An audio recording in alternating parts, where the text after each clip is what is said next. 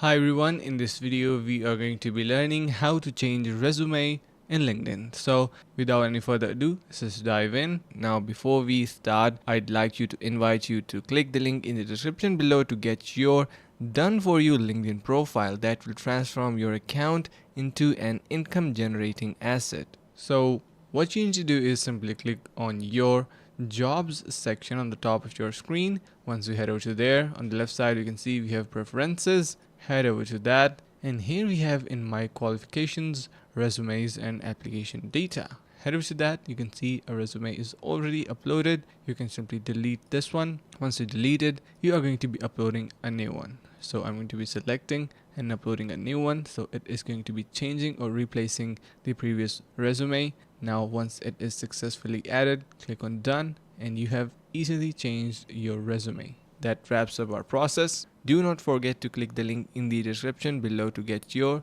done for you LinkedIn profile. So thank you so much for watching. Make sure to subscribe to our channel and leave a like. Until next video, take care and goodbye.